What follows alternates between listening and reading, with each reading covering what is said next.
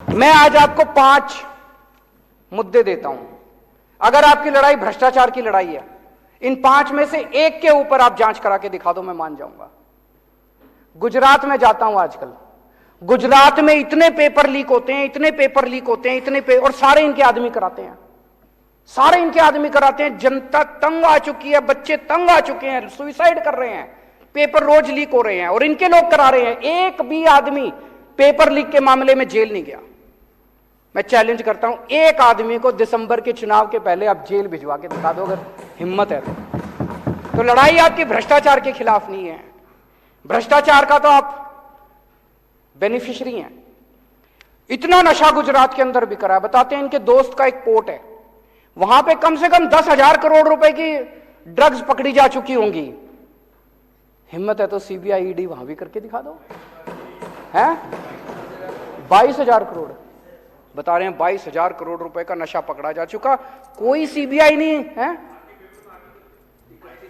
22,000 करोड़ रुपए की इनके दोस्त के यहां नशा पकड़ा गया, कोई सीबीआई नहीं, कोई ईडी नहीं। चोर यही नजर आता है इनको। मैं इनको चैलेंज करता हूं, जहरीली शराब से अभी 50 से ज्यादा आदमी मर गए जहरीली शराब से। इनके आदमी बेचते हैं, इनके आदमी जहरीली शराब बेचते हैं गुजरात के अंदर। मैं चैलेंज करके करता हूं, एक आदमी के खिलाफ सीबीआई ईडी करके दिखा दो, नहीं करेंगे। अभी साहब बुंदेलखंड एक्सप्रेसवे का उद्घाटन करने गए, प्रधानमंत्री बुंदेलखंड एक्सप्रेसवे का उद्घाटन करने गए, उद्घाटन करने के 5 दिन के बाद वो धंस गया। इससे बड़ी बेइज्जती नहीं हो सकती देश की, इससे बड़ी बेइज्जती देश की नहीं हो सकती। मेरे यहां अगर कोई होता ना दिल्ली में, ऐसी तैसी कर देता मैं उसको, और इन्होंने कोई एक्शन नहीं लिया। उसके खिलाफ सीबीआई ईडी नहीं, बता रहे हैं उसको 2 और 4 ठेके और दे दिए। बड़ा शाबाश, बहुत अच्छा काम किया। उसको 4 ठेके बता रहे हैं और दे दिए। बुंदेलखंड एक्सप्रेसवे धंस गया, उसकी कोई सीबीआई ईडी नहीं है। 10 लाख करोड़ रुपए के कर्जे जिनके माफ करे, 10 लाख करोड़ रुपए के अपने अरबपति दोस्तों के इन्होंने कर्जे माफ कर दिए। उसमें कई लोगों ने बीजेपी को चेक में डोनेशन दे रखी है। इससे बड़ा सबूत रिश्वत का हो सकता है?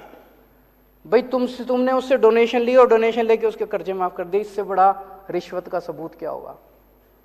हिम्मत है तो जरा सीबीआई ईडी। 5 केस दे दिए मैंने आज, कहोगे तो और 50 और दे देंगे। तो लड़ाई भ्रष्टाचार की नहीं है, लड़ाई स्वार्थ की है, लड़ाई सत्ता हथियाने की है, जनता को तंग करने की है। आज देश का हर आदमी महंगाई से बड़ा परेशान है।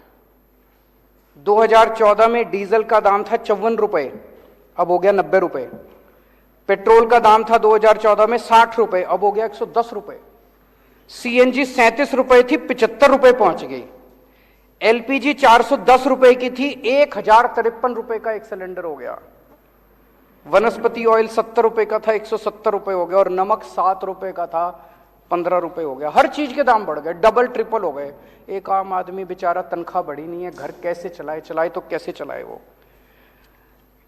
ये जितनी जीएसटी, ये जितना महंगाई हो रही है, इतना जीएसटी लगा दिया इन लोगों ने, ये सारा पैसा कहां जा रहा है? ये सारा पैसा 2 चीजों में जा रहा है। एक अपने अरबपति दोस्तों के कर्जे माफ करते हैं, और दूसरे ये एमएलए खरीदते हैं। इन 2 चीजों में जा रहा है। महाराष्ट्र की सरकार गिरानी थी तो छाछ पे जीएसटी लगा दी, दही पे जीएसटी लगा दी, शहद पे जीएसटी लगा दी, गेहूं पे जीएसटी लगा दी, चावल पे जीएसटी लगा दी। अगर अपने एक दोस्त का कर्जा माफ करना होता है, पेट्रोल के दाम बढ़ा देते हैं। दूसरे के दोस्त का कर्जा माफ करना होता है, डीजल के दाम बढ़ा देते हैं। अगर गोवा की सरकार गिरानी होती है, यहां पे जीएसटी बढ़ा देते हैं।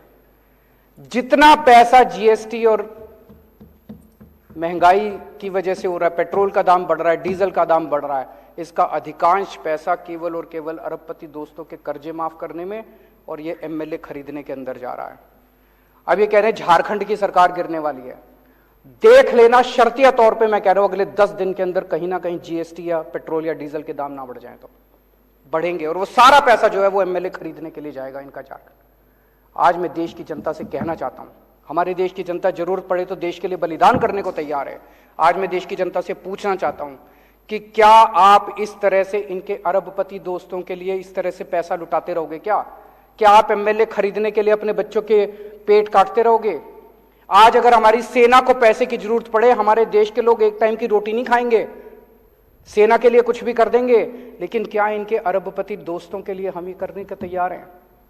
आज एक तरह से कई लोगों को मैं जानता हूं, कई परिवार ऐसे हैं, पहले 1.5 किलो दूध लिया करते थे दिन का, अब वो कम करके 1 किलो कर दिया जब से ये महंगाई हो रही है, जब से ये जीएसटी लगा है। कई परिवार ऐसे हैं जिन्होंने एक टाइम की सब्जी लेनी बंद कर दी, अब नमक से रोटी खा लेते हैं। तो एक तरह से गरीब का खून चूस के, और वो पैसा ये अरबपति दोस्तों को दे रहे हैं, गरीब का खून चूस के इस देश के अंदर एक आदमी की सत्ता की हवस को पूरा करने के लिए सारा का सारा पैसा इस्तेमाल किया जा रहा है। क्या देश के लोगों को यह मंजूर है? हम भारत को नंबर 1 देश बनाना चाहते हैं, हमारा मकसद है, हमारा सपना है, पूरे देश के लोगों का सपना है कि भारत दुनिया का नंबर 1 देश बनना चाहिए। भारत दुनिया का नंबर 1 देश कैसे बनेगा? जब हर बच्चे को अच्छी शिक्षा मिलेगी, सब बच्चों को पढ़ाना पड़ेगा, स्कूल खोलने पड़ेंगे, अस्पताल बनाने पड़ेंगे, सड़कें बनानी पड़ेंगी, ये सारा काम करना पड़ेगा। लेकिन जितने लोग काम कर रहे हैं इस देश के अंदर, उन सारे लोगों को अगर आप काम नहीं करने दोगे, उनको रोकोगे, उनके पीछे सीबीआई ईडी छोड़ दोगे, तो फिर देश आगे कैसे बढ़ेगा? आपने इनके ये इतनी पीसी करते हैं, आपने देखा होगा कि कोई एक प्रेस कॉन्फ्रेंस इनकी काम से रिलेटेड होती है, सारी पॉलिटिकल गाली गलौज इसके खिलाफ उसके खिलाफ। और हमारी प्रेस कॉन्फ्रेंस देख लो, 90% हमारी प्रेस कॉन्फ्रेंस जो है काम से रिलेटेड होती है। स्कूल बना दिया जी, अस्पताल बना दीजिए, अब इतने मोहल्ले क्लिनिक खोल दीजिए, अब ये काम कर दीजिए। हम केवल काम के ऊपर करते हैं, ये केवल और केवल शुद्ध राजनीति करते हैं। ये जैसे अभी मैं देख रहा, कुछ कहते हैं कि इनके स्कूल बड़े खराब हैं, चलो हमारे खराब है, तुम अपने दिखा दो, तुम तो दिखाओ। आज वो असम के चीफ मिनिस्टर ने लिखा कि कुछ, मैंने कहा ठीक है जी मैं आ जाता हूं असम में, एक जवाब ही नहीं दे रहा वो। मैंने कहा जी मैं आ जाता हूं, आपसे सीख लेते हैं, मगर आपने कोई अच्छा काम करा है असम के ऊपर, हमारे को तो कोई ईगो नहीं है, हम सीख लेते हैं आपसे, आप हमसे सीखो, हम आपसे सीखेंगे, तभी तो देश तरक्की करेगा। ये कहते हैं हम भ्रष्टाचार के खिलाफ लड़ाई लड़ रहे हैं, जितने भ्रष्टाचारी हैं उनके खिलाफ कर रहे हैं।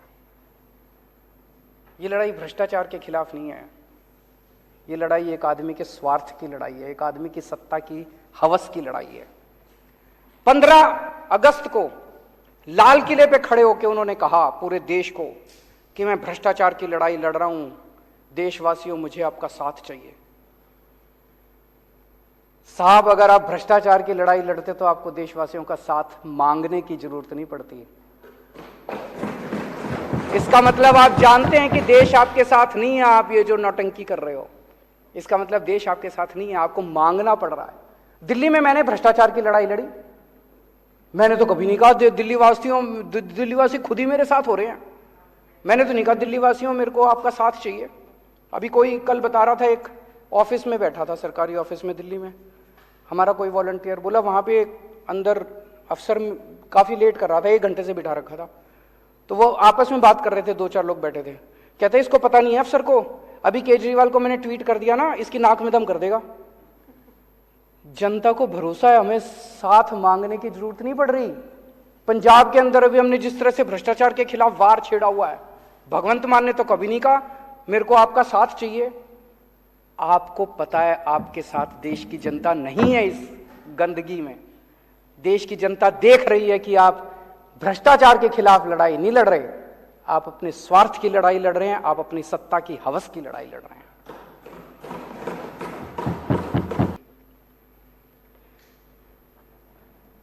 पिछले कुछ दिनों से ये चल रहा है कि इन्होंने इतने आदमी, इतने एमएलए तोड़ लिए, इतने एमएलए तोड़ लिए, इतने, मेरे पास कई फोन भी आ रहे हैं लोगों के कि जी सब ठीक है ना, 2-4 कितने गए, बहुत फोन आ रहे हैं मेरे पास।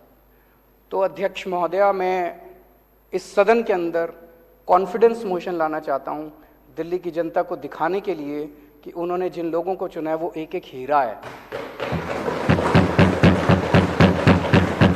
ये मर जाएंगे, कट जाएंगे, लेकिन ये टूटने वाले नहीं है, एक भी आदमी नहीं टूटा। कॉन्फिडेंस मोशन इस सदन के अंदर लाना चाहता हूं ताकि जनता के सामने ये साबित हो जाए कि बीजेपी का ऑपरेशन लोटस दिल्ली में आके ऑपरेशन कीचड़ बन गया।